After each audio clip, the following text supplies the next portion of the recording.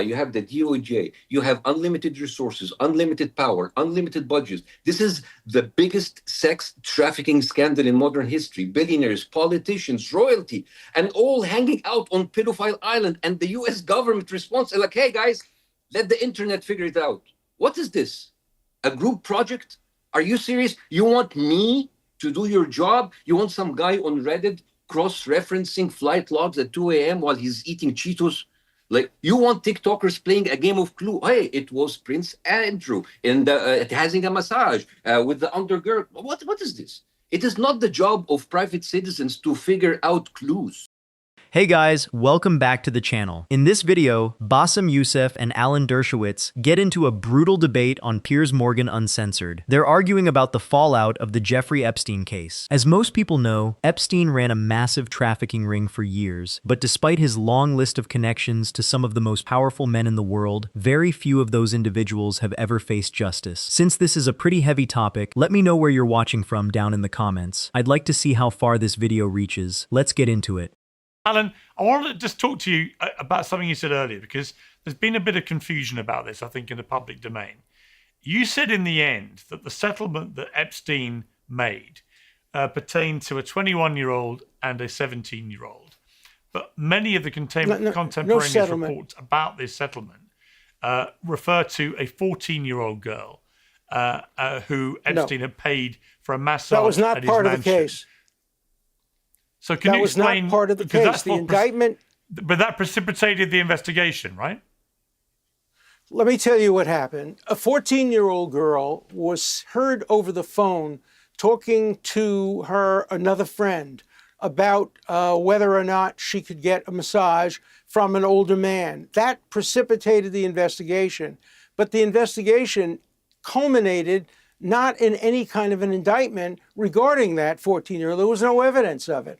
And so in the end, the 14-year-old claim disappeared. The only evidence that they were able to prove to get a grand jury indictment was a 17-year-old and 10-month person and a woman in her 20s, an adult who has agency. Both of them in the indictment were called prostitutes. And he was indicted for paying money to soliciting two prostitutes, one of whom was 17 years old and 10 months. The 14-year-old was right. So the 17-year-old, but to be clear, clear, legally, okay. But Alan, to be clear, the 17-year-old was a legal minor. Of course, and that's why he pleaded guilty to it and went to jail for it. He deserved to go to jail. And do you for believe? 17 and 10 do you believe? Old. Yeah. So I interviewed one of the legal team on behalf of some of these girls involved in that case, who said that he was offended about the characterization of any minor as a prostitute. Well, then he should complain to the prosecution. It's what the prosecution put in the indictment. We didn't write the indictment. The prosecution put it in the indictment. They did an investigation. They found out that these were young women who were coming for pay, were being paid money to give massages. They defined that as prostitution. It wasn't us who did that. That was the prosecutors who did that. So that's all. But when you say he wasn't convicted, okay. But when you say he wasn't convicted as a paedophile, he was though. If you do a deal that involves a minor, look, You can quibble over words, but medical definition of pedophile. Well, no, it's a legal definition, isn't it? He pleaded.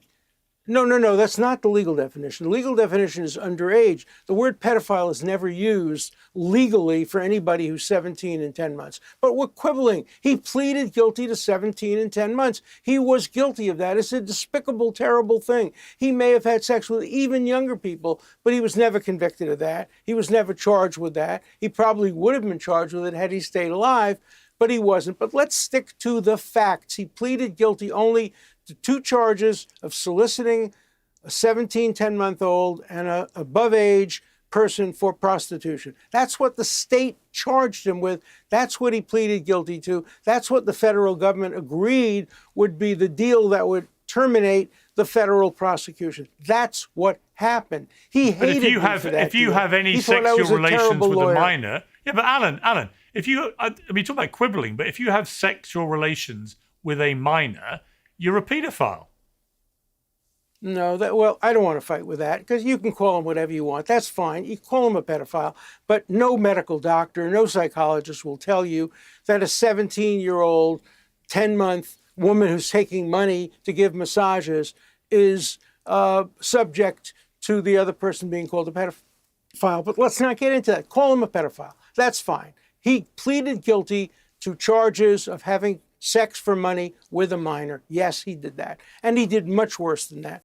This right here is where the traditional establishment playbook gets exposed. When high-profile figures are implicated in sprawling corruption scandals, they rarely debate actual accountability. Instead, they shift the focus entirely to technicalities. Alan Dershowitz does precisely that here, and it is fascinating and frustrating to watch. Rather than addressing the core ethical collapse, he pivots straight into legal semantic. When Alan argues that a specific criminal label doesn't technically apply based on granular legal timelines, it highlights a recurring pattern in how institutions handle high-level misconduct. They create narrow parameters where massive systemic abuse gets reframed as a minor procedural infraction. This isn't just an isolated defense strategy. It points to a broader structural issue where the legal system operates completely detached from standard public morality. Piers Morgan pushes back during the exchange, refusing to let the definition blur. But Alan's insistence on sticking strictly to technicalities illustrates the exact disconnect that leaves everyday people feeling alienated by the justice system. When complex legal frameworks are used primarily to shield the powerful, it creates a two-tiered reality that completely erodes public trust.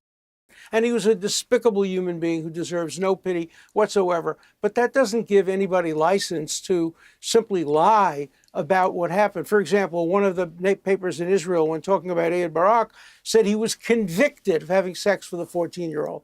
No, he wasn't. He was investigated for that, and the investigation terminated with no prosecution for a 14-year-old. Did he have sex with a 14-year-old? I have no idea. Maybe the prosecution has an idea. Maybe it's true. Maybe it's not. But it's not true that he was convicted of that. Never. So what is your assessment, Alan Dershowitz, now of what Jeffrey Epstein did?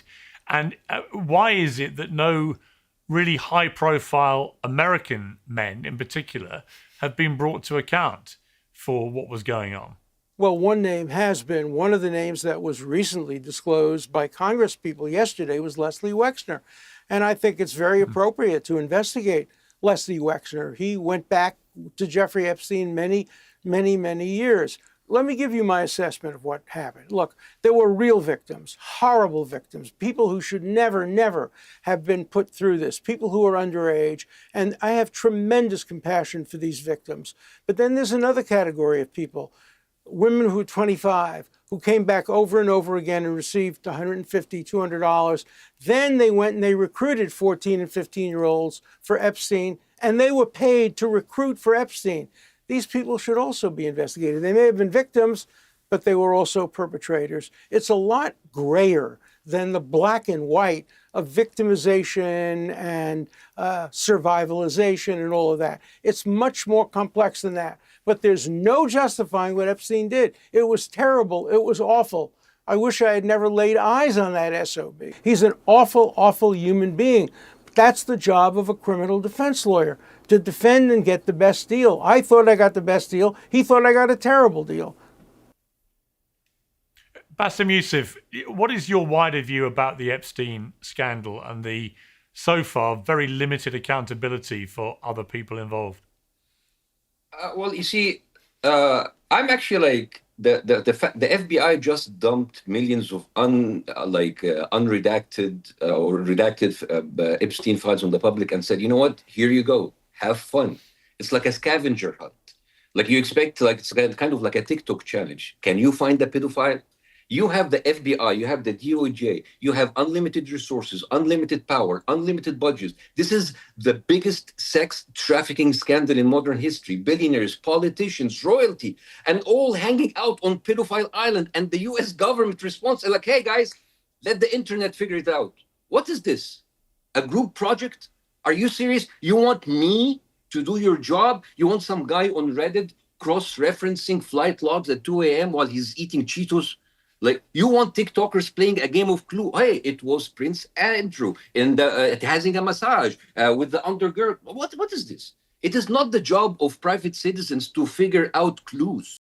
The dynamic shifts entirely when Alan describes the situation as gray. That single word captures how elite misconduct is often intellectually minimized. When dealing with coordinated abuses of power at the highest levels of society, framing the core reality as ambiguous is a classic deflection tactic. This is precisely where Bassem Youssef steps in to cut through the narrative. He highlights the glaring contrast in institutional capabilities. You have the FBI, you have the DOJ, you have unlimited resources, unlimited power, unlimited budgets. Think about the irony here. Federal agencies possess massive investigative capabilities and advanced tracking infrastructure for ordinary financial transactions. Yet, when massive document caches involving highly influential figures are finally released, the burden is essentially shifted onto the public and independent researchers to piece things together. Bassem's analogy hits the nail on the head, turning major accountability investigations into a public scavenger hunt while keeping actual structural reform stalled feels like a managed release of public pressure. It gives people a puzzle to solve online, creating the illusion of progress while institutional inertia remains entirely untouched. It's a masterclass in calling out systemic hypocrisy. I don't understand. Is the FBI too busy to do their job? Here's what should have happened. They should have released the name. They should have arrested predators. They should have held the trials, like a functioning justice system. Right, but instead you give us 4 million trillion documents with no index, no categorization, redactions everywhere. Then say, hey, good luck with that, guys. Like, let us know if you find anything. Wallahi azim, not even a third world country dictatorship would do that to us. In third world countries, they would release nothing, keep us in the dark, like a self-respected dictatorship. But this choose your own adventure bullshit. This figure it out on your own. What kind of service is this? The government takes half of my money so I can do its job, and then sends the other half to Israel. This is just like dysfunctional, And I'm just and my wider view of this, my first time I appeared with you, Piers, I talked about how Israel is like a narcissistic psychopath, and it went viral because people felt it. Because you see, narcissists don't just lie to you. They create an entire alternate reality and pull you into it. That's why it's called the narcissist shared reality. The narcissist builds an alternate, highly controlled reality and pulls other people into it. And in that false reality, the narcissists are always, they're special, they're misunderstood, they are victimized. Yeah. And Israel does this on a national level for decades, right? They have told us we're the victim, we have no choice, it's self-defense, And in the same thing now with Epstein. It's a shared reality. Oh, maybe he's a Russian spy. Maybe he is. It's right in front of our eyes, and we have to go through these mental gymnastics and figure it out. It's right there. Nothing is gray, Mr. Dershowitz. Nothing is gray. Genocide is not gray. Sex trafficking is not gray. I agree with you. And it wasn't committed. Genocide is what was committed. I understand that you are a lawyer. What's committed in parts of Africa? Genocide was committed many times. Let Alan respond. This is the most profound segment of the entire debate, because Bassem doesn't just critique a single case. He deconstructs the psychological framing mechanisms used to manage public perception. When Bassem points out how powerful entities construct an alternate reality to pull people into, he is identifying a classic PR deflection pattern. Whether it's corporate mega-entities, political bodies, or public figures, the strategy relies on muddying the waters until the public questions its own assessment of obvious facts. They create complex legal mazes, endless documentation loops, and semantic debates just to exhaust your attention span. But Bassem delivers the ultimate counter-strategy. He completely rejects the premise of the gray area. As he notes regarding foundational ethical lines, nothing is gray. That is how you dismantle institutional spin. You don't play inside their rigged vocabulary. You refuse to let core ethical principles get lost in legal jargon. This debate remains a textbook example of how to push back against sophisticated media deflection. By calling out the mechanics of power and refusing to accept artificial ambiguity, Bassem modeled exactly how to keep the focus squarely on transparency and systemic reform. What do you think of this debate breakdown? Drop your thoughts in the comments below, make sure to like and subscribe, and I'll catch you in the next video.